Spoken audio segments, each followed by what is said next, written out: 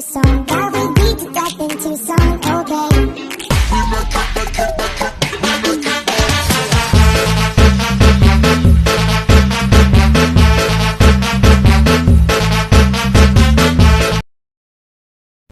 Baik, perkenalkan nama saya Indah Pramatasari, penyaji pertama. Di kelompok kami membahas tentang modus, skala, aspek, dan jenis aspek berkaitan dengan kalimat. Di sini, bagian A, dijelaskan di sini, bisa teman-teman lihat di PPT kelompok kami, yaitu bagian A, jenis kalimat. Kalimat adalah satuan bahasa yang menjadi inti dari pembicaraan sintaksis yang mengungkapkan suatu konsep pikiran dan perasaan. Dikatakan di sini, kalimat adalah satuan bahasa yang dimana kalimat tersebut adalah sebuah satuan yang dimana kalimat tersebut adalah inti pembicaraan dari sebuah paragraf atau sintaksis yang ingin diungkapkan dalam suatu konsep pikiran dan perasaan. Kalimat juga merupakan satuan bahasa yang relatif berdiri sendiri yang mempunyai intonasi final. Di sini kalimat juga merupakan satuan bahasa yang relatif yang dimana kalimat tersebut berdiri sendiri atau memiliki suatu bahasa sendiri yang mempunyai intonasi final. Unsur-unsur dalam sebuah kalimat ada 5, yaitu subjek, predikat, objek, pelengkap, keterangan. Nah, di sini kawan-kawan bisa lihat unsur-unsur kalimat. Subjek adalah orang atau sudut pandang seseorang dalam melakukan suatu hal seperti saya, mereka, dia. Kemudian predikat. Predikat adalah kalimat yang menambahkan seseorang tersebut melakukan hal apa, seperti sedang, melakukan. Kemudian objek. Objek adalah suatu benda atau suatu objek yang dimana seseorang itu melakukan hal tersebut. Pelengkap adalah setelah adanya objek, otomatis ada pelengkap yang dimana dilakukan objek tersebut atau dimana dilakukan suatu hal tersebut. Kemudian keterangan. Keterangan adalah setelah pelengkap, maka adanya keterangan dimana setelah adanya objek tersebut ada pelengkap, kemudian ada keterangan dimana dilakukan pas siang, malam, sore, atau pagi. Kemudian di sini ada sedikit contoh, ada 2 contoh yang saya buat. Ini bisa dipahami. Oke. Indah sedang memasak ikan di rumah sore ini. Nah, Indah adalah subjek. Predikatnya adalah sedang. Objeknya memasak ikan. Kemudian di rumah, ini adalah kalimat pelengkap. Sore ini adalah keterangan. Kemudian di sini setelah adanya objek, otomatis ada pelengkap yang dimana dilakukan objek tersebut atau dimana dilakukan suatu hal tersebut. Kemudian keterangan. Keterangan adalah setelah pelengkap, maka adanya keterangan dimana setelah adanya objek tersebut ada pelengkap, kemudian ada keterangan dimana dilakukan pas siang, malam, sore, atau pagi.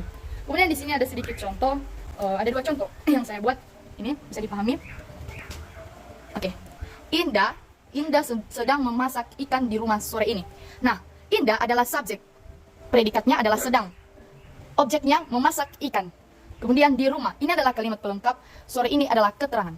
Kemudian di sini nampak ya.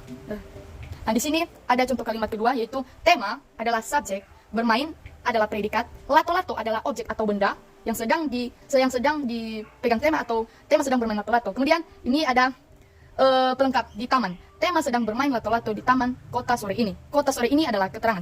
Sekian dari presentasi saya kembalikan kepada moderator. Sekarang saya akan melanjutkan menjelaskan materi kami. Yang pertama, bagian B, yaitu pengertian modus. Nah, menurut Kamus Besar Bahasa Indonesia, modus diartikan sebagai bentuk verba yang mengungkapkan suasana kejiwaan sehubung dengan perbuatan si pembicara terhadap apa yang diungkapkannya. Nah, mengungkapkan sikap penutur terhadap apa yang dituturkan, pencapaian, harapan, pertanyaan, pengingkaran, dan pandangan beliau.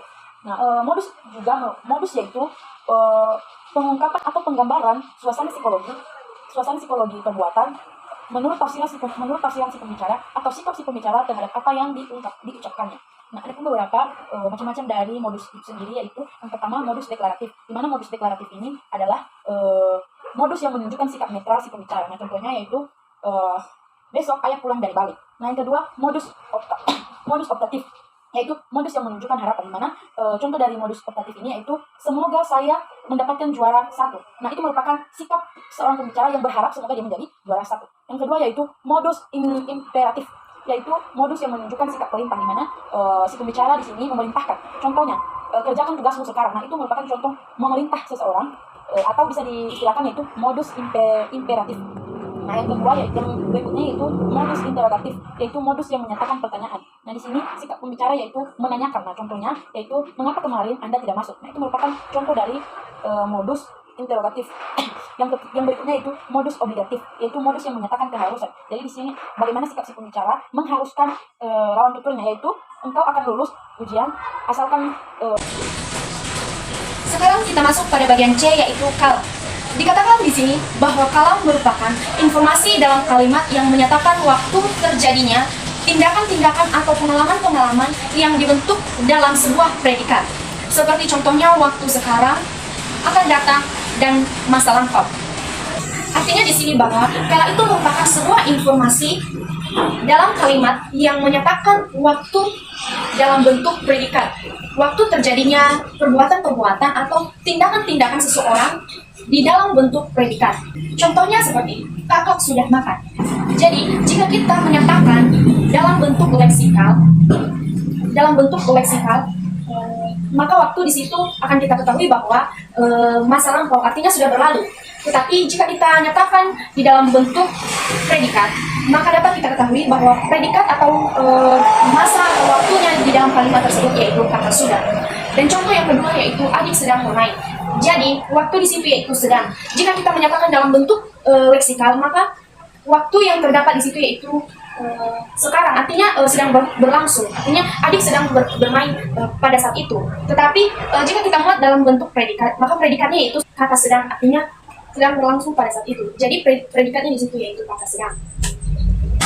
Demikian pemaparan mengenai kala atau masa pada sintaksis, dan akan diteruskan oleh penyaji berikutnya. Halo teman-teman sekalian, baik, saya akan menunjukkan materi kami yaitu bagian D, aspek dalam kalimat. Baik, sebelumnya dulu kita ketahui pengertian dari aspek. Aspek adalah cara memandang pembentukan waktu secara internal dalam suatu situasi, kejadian, keadaan, ataupun proses. Baik, contohnya yaitu di sini saya ambil contoh yang pertama yaitu Ali sudah makan.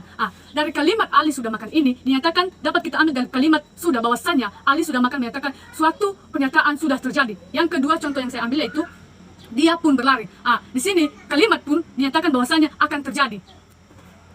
Lanjut, yaitu contoh yang ketiga yaitu dia memukul pencuri mobil itu. Di dalam kalimat itu menyatakan bahwasanya kalimat memukul itu menyatakan kalimat sedang berlangsung atau sedang melakukan pemukulan atau sedang berlangsung-langsung. Demikian saya kembalikan kepada moderator.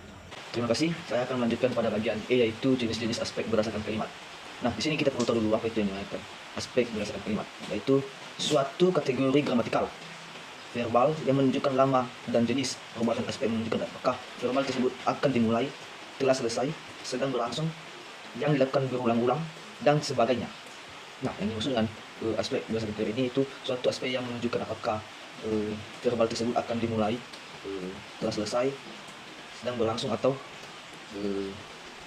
dilakukan berulang-ulang. Nah, di sini terbagi menjadi 7 aspek. Yang pertama, kontinuatif.